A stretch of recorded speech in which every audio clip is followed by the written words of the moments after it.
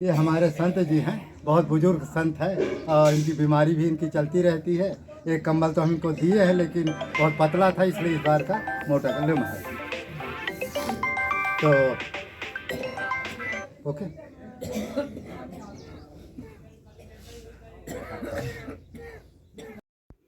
आज हम आपको जो है ये विश्व विनाश कैसे होगा, विश्व विनाश के पहलू क्या होंगे, तो सभी संतों ने एक स्वर में ही कहा है कि विश्व विनाश बहुत शीघ्र होने वाला है। और अच्युतानंद जी की भविष्यवाणी है कि 2027 से लेकर के 2032 के बीच में होगी। और हमारी भविष्यवाणी लगभग ये सम्मत पूरा होते होते, माने अभी ये सम्मत को पूरा होने में 18 वर्ष है, 18 वर्ष के अंदर ये विश्व विनाश होने वाला है।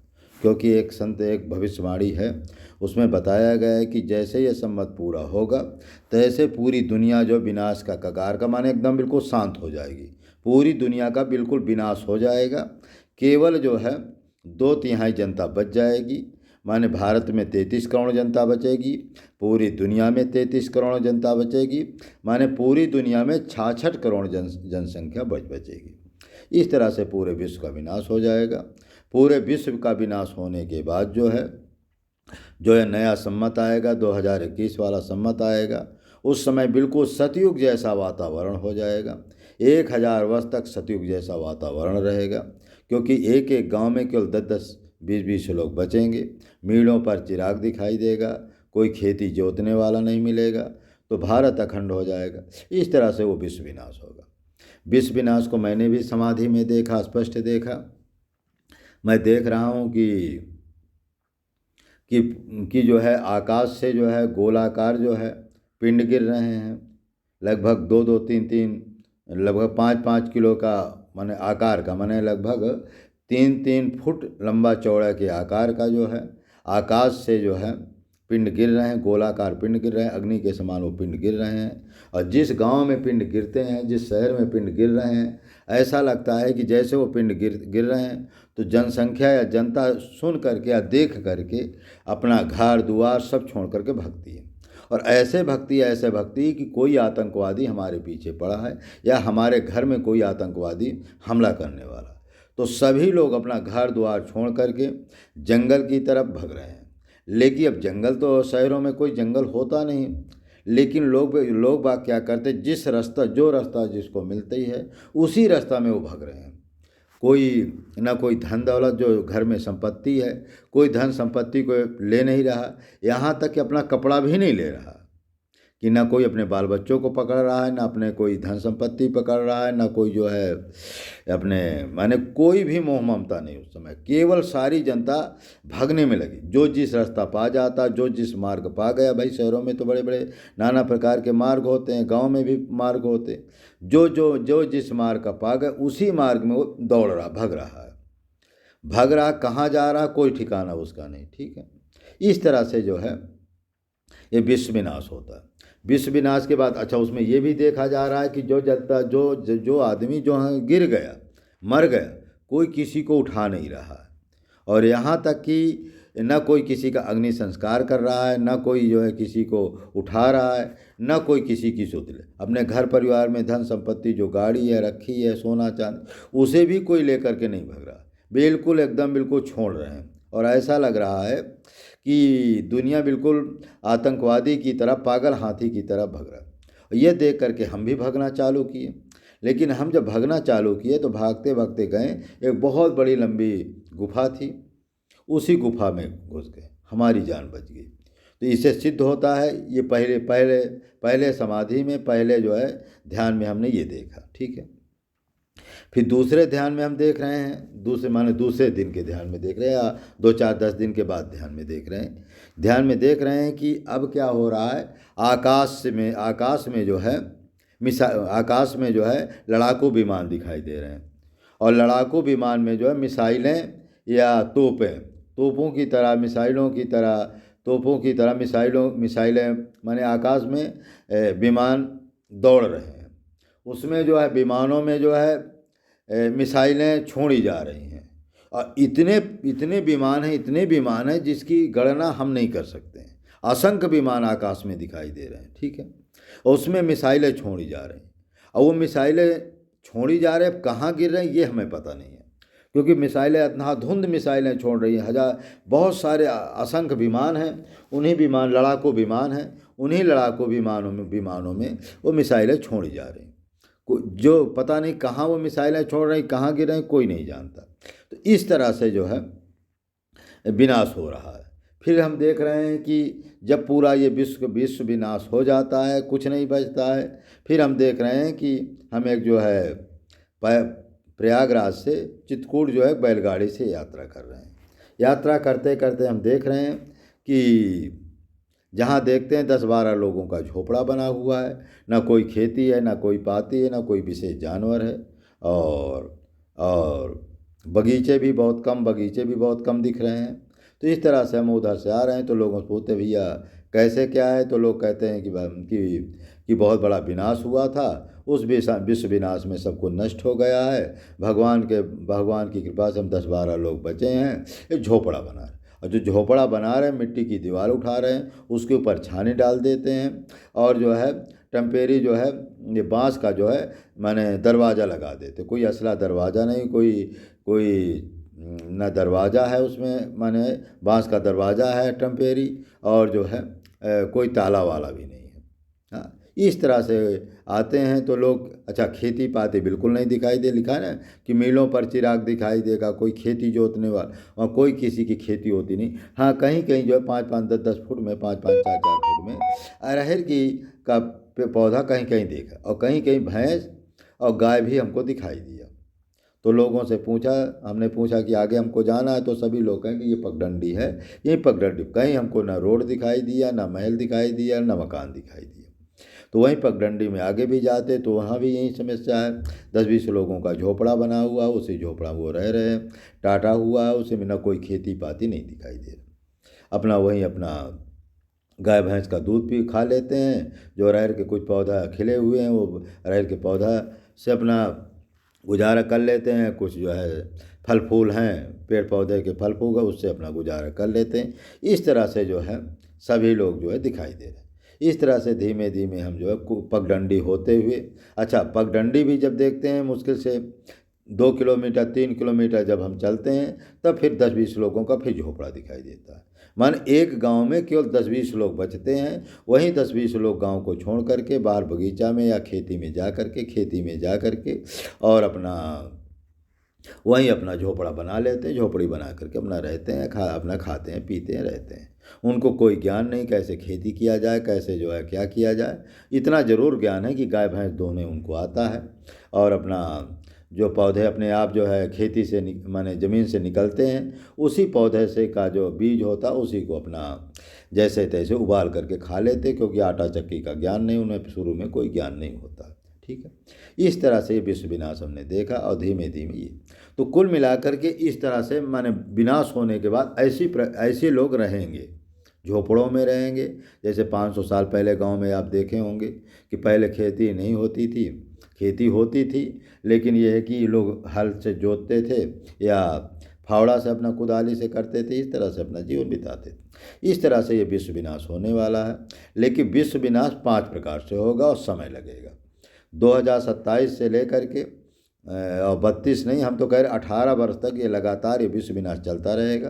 कभी ज़्यादा मरेगी जनसंख्या, कभी कम मरेगी, और कई प्रकार से मरेगी। जैसे पहला भूकंप से भी बहुत सी दुनिया मरेगी, बाढ़ से भी बहुत से दुनिया मरेगी, अग्निकांड से भी बहुत दुनिया मरेगी, तीसरा विश्व युद्ध से भी बहुत सी दुनिया मरेगी, महामारी से बहुत सी दुनिया मरेगी, और आपस में कलह करके भी मरेगी।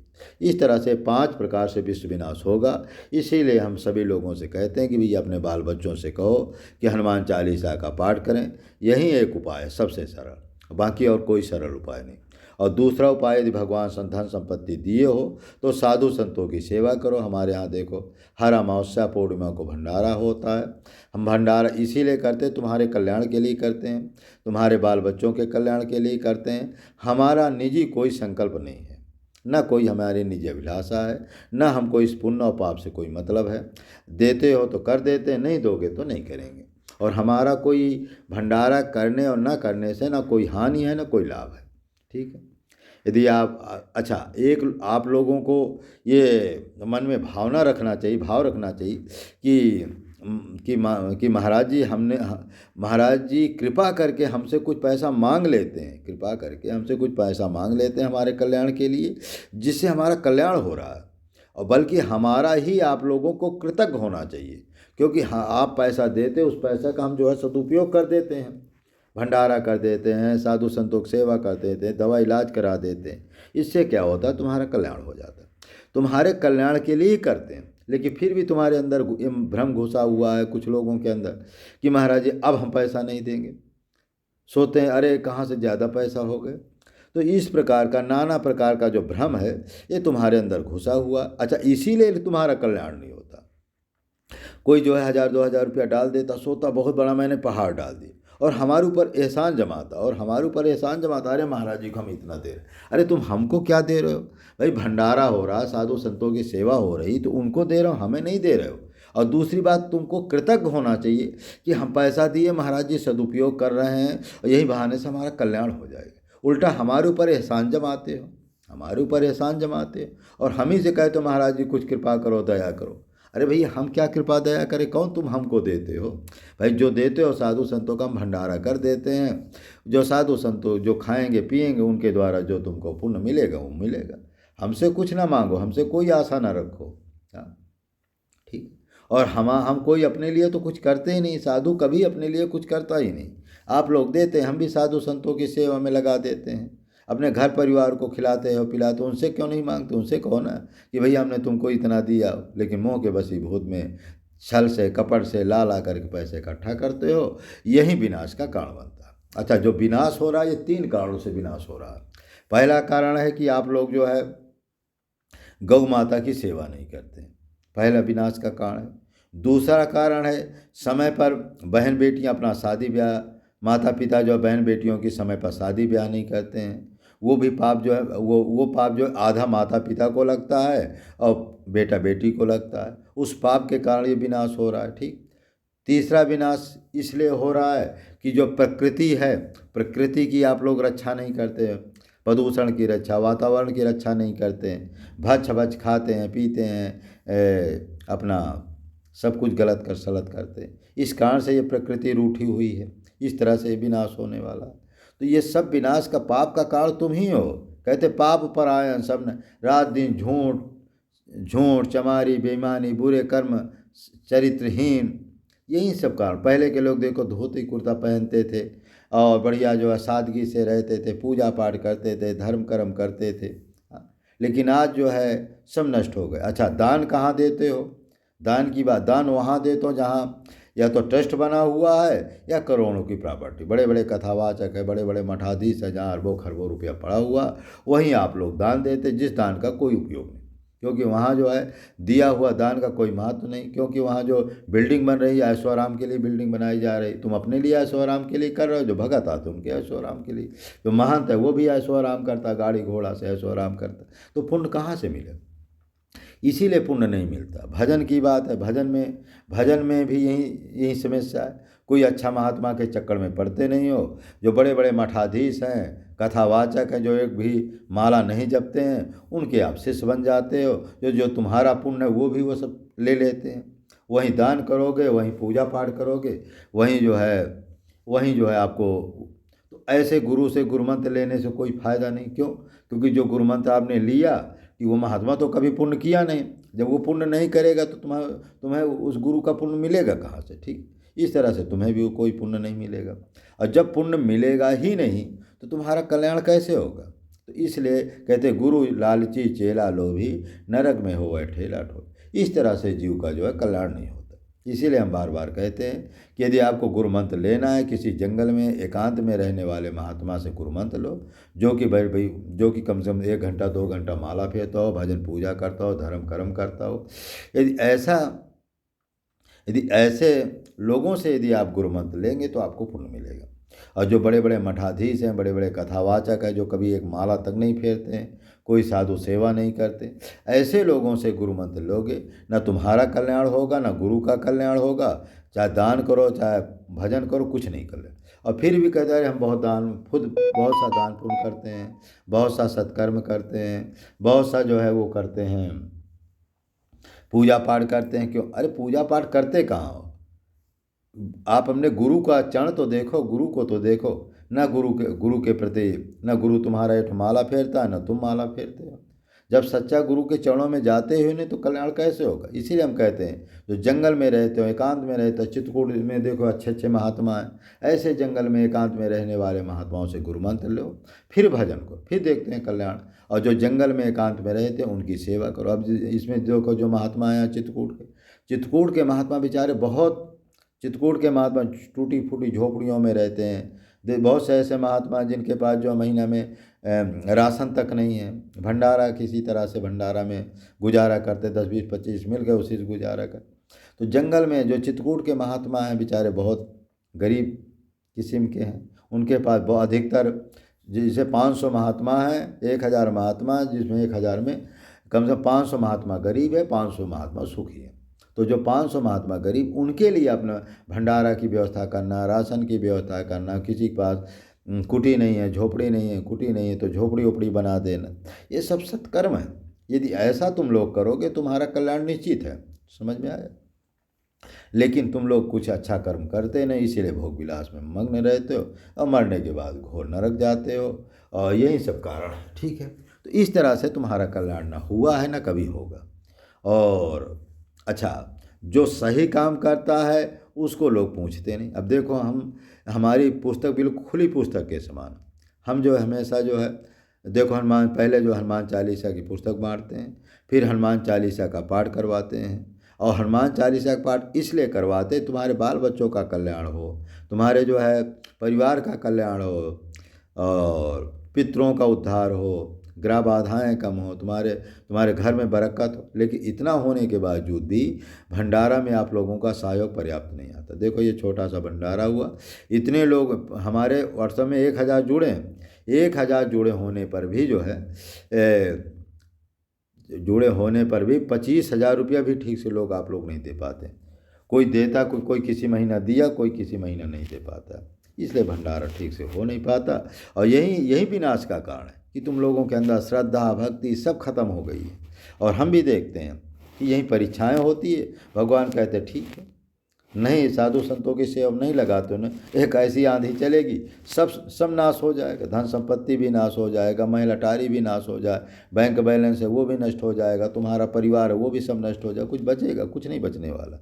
ये विश्व विनाश ऐसा आने वाला है, माने पूरा जो है परिवार का परिवार सत्यानाश हो जाएगा। इसीलिए हम कह रहे हैं अरे भाई बचो चाहे ना बचो वो हमारे हाथ में नहीं, लेकिन हम ऐसा सत्कर्म तो करें, ऐसा सत्कर्म करें मरने के बाद तो हमारी कम से कम गति हो।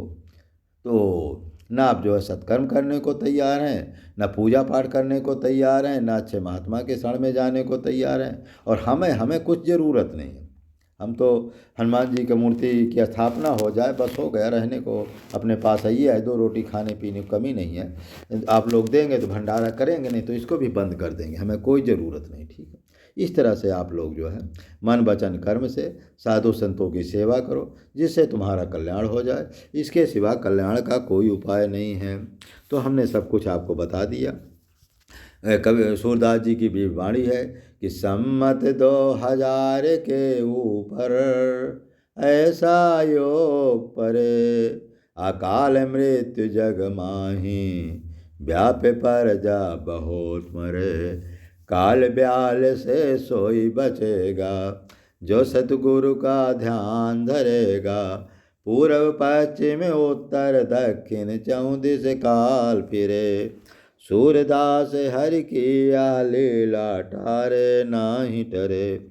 इस तरह से आप लोग सावधान हो जाएं, भजन पूजा में लग जाएं, और इसी के द्वारा आपका कल्याण होगा। बाकी कोई कल्याण का उपाय नहीं है। सभी संतों ने एक मत से कहा, हमारे गुरुदेव जी कह रहे हैं मीलों पर चिरा सारी दुनिया विनाश के कगार में खड़ी है, कगार फटने की देरी है। जैसे कगार फटेगा सारी दुनिया इसी विश्व विनाश में नष्ट हो जाएगी, कुछ बचने वाला नहीं। इसलिए मन वचन कर्म से साधु संतों की सेवा करो, जिससे तुम्हारा कल्याण हो जाए।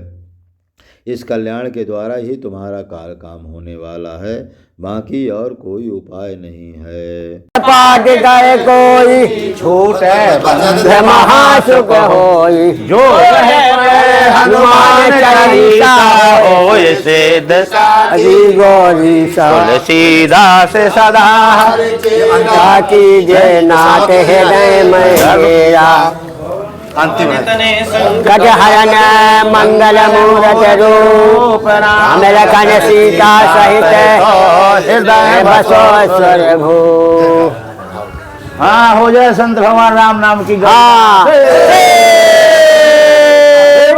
नाम महाराज की जय। भाग जिनके ग्रह पावन भय संत पधारे आए तो मधुरी शिवानी श्री हरे हरे राम कृष्ण देव की जय, शिव नारायण की जय, ब्रह्म नारायण की जय, अभय स्वरूप नारायण की लक्ष्मी नारायण की आवाज बुरी की आवाज सरजू की श्री सरजू की सरजू ब्रजा की जन्म भूमि की नाम स्थान की रसोई की अनाग भवन की भवन की कई भवन की रतन सिंहासन की भैयन की महारानी की श्री राम घाट की श्री जानकी घाट की कौशल्या घाट की कई घाट की श्री सुमंत्रा घाट की तार घाट की भरत जी महाराज की भरत कूप की श्री चित्रकूट धाम की गंगा मंदाकिनी की कामतानाथ भगवान की मधुगंजन स्वामी की राम घाट की प्रमोद बन की श्रृंगार बन की जानकी कुंड की कटाक शिला की अंसिया माता की गुप्त गोदावरी की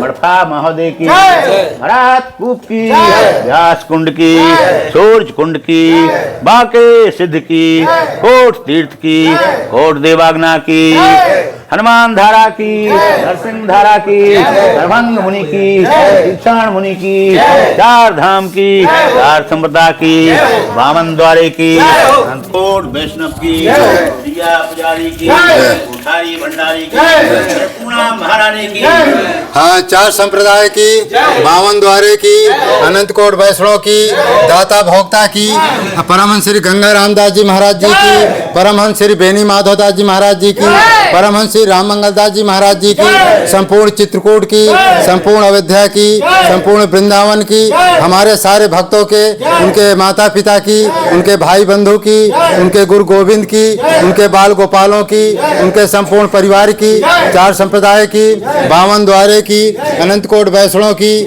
दाता भोक्ता की, रसोईया पुजारी की, कोठारी भंडारी की, राम कहे सुखूब जय, सिया कहे दुख जाय, महिमा महाप्रसाद की पाओ संतो जय जय श्री। मौनी जी पूरी साग पवाया तू ममाए खेत लेवे नहीं खीर और शुगर हो जाएगा। क्या हो गया? डिब्बा कहाँ चलिए रहती है बताओ, लंबाई नहीं रहती डिब्बा कहाँ रहती होगा विदाई खाली भरे खाते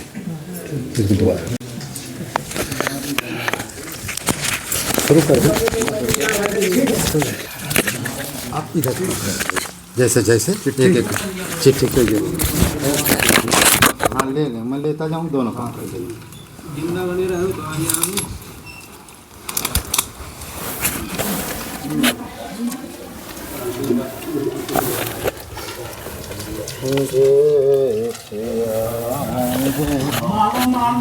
ना होगी तो चलेगा। जाएगा हाथ में लाए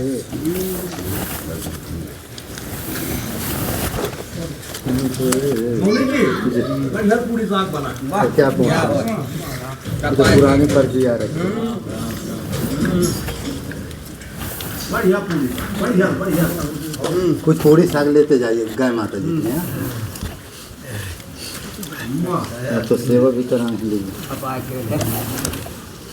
अब तो सेवा कराना है।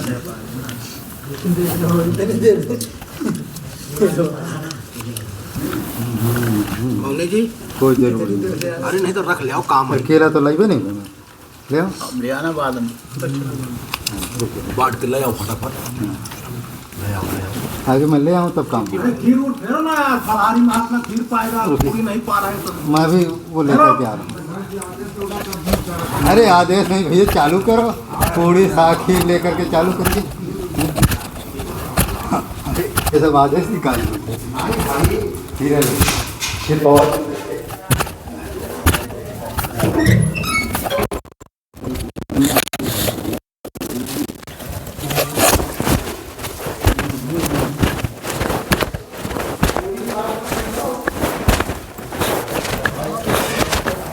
आप ले लीजिए कुछ और। हाँ और कोई खिलाड़ी है सब ज्यादा आज की अब पिछली बार ये पड़ता है। अरे वो चला हुआ पर कर अरे वो बाद में ले जाइए उसको अगली बार हम दे देंगे अगली बार हाँ अगली बार देगा लेकिन सिस्टम से देगा मना तो करते नहीं हम देना ही देना है तो हमारा कर्म प्रधान इसलिए बच्चों को दे देना पड़ेगा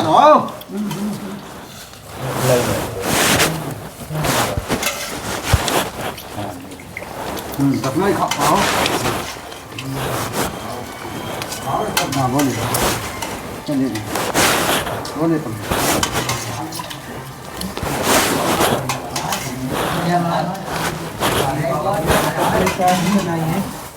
सावा किया हाँ लाओ ले आइए ले जाना शाम को बड़ा सा बर्तन ले आओ ठीक है इसी में दे दो पूरी लाई पूरी हाँ इसकी पूरी लाई अच्छा पूरी नहीं चलने दीजिए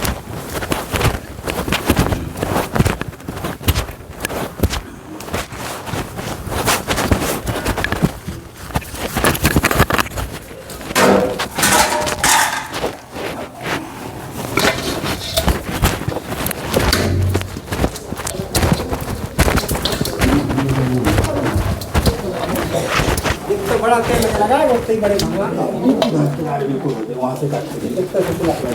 हाँ पूरी महाराज जी पूरी पूरी देखो हाँ पूरी दो टुकड़ा दे महाराज जी महाराज जी काट हाँ बोलो महाराज वो तो इकट्ठा लग जाना वहाँ से इकट्ठा आपको लग जाना भगना नहीं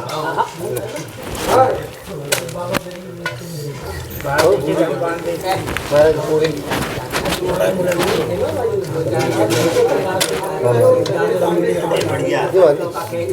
सब एक है और इधर पूरी पूरी पूरी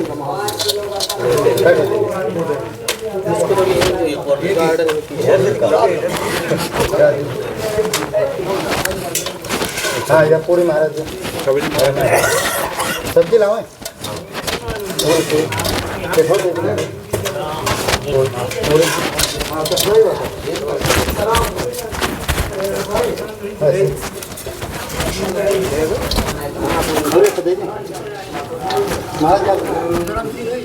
देखते रहते बताना चाहिए महाराज जी चाहिए हाँ उल्टे काम नहीं देंगे हमें भूल जाते हाँ आप पूरी लेके आए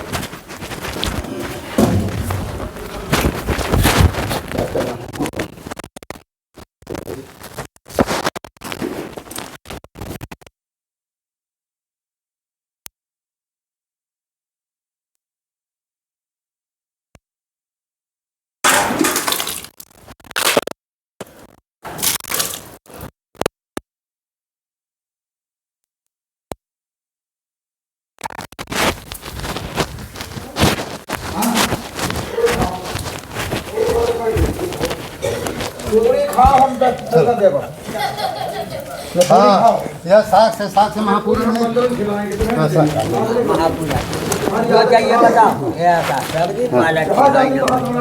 चल हाँ हो दीजिए साग इधर महापुर हाँ सही है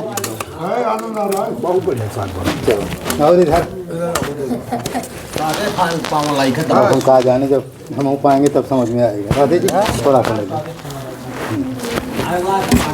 तो कोतवाल जी बनाए कहाँ भाग गए चलो इधर साग महाराज जी अच्छा हाँ क्या हुआ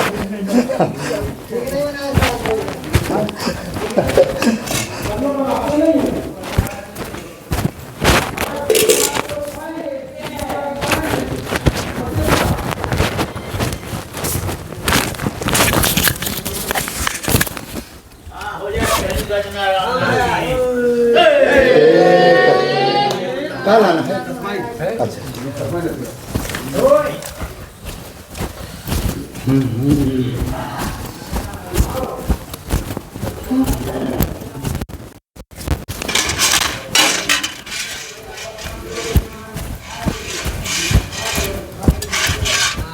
हाँ खूब तस्मई पाई है तस्मई खूब बनी है हाँ तस्मई महाराज जी बताते जाइए कैसे करिए हाँ तस्मई आप जो सब चीज़ लेके जाइएगा जय माता की हाँ इधर महाराज जी खीर खीर खीर इधर किसी को खीर और महाराज जी इधर खीर दे देगा थोड़ी एक कह लाएंगे दो लाएंगे हेलो कमंडल भरो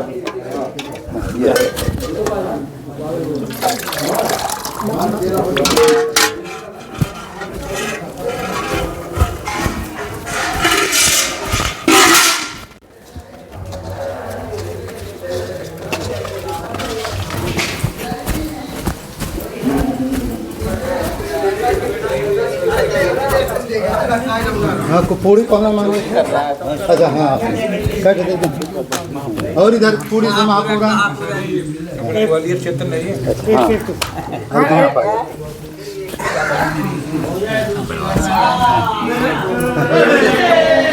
हाँ ले जाने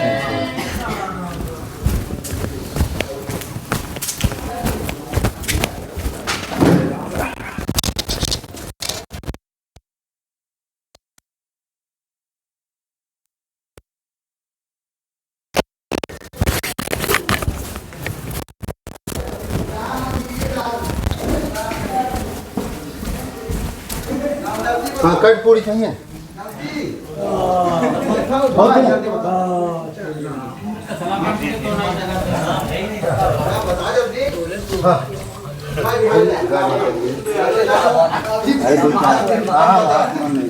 ओके महाराज वो साथ ही वीडियो बना देना हाँ नाम बता जल्दी नाम बता इधर नाम हमें तो ना देख इधर जल्दी नाम बता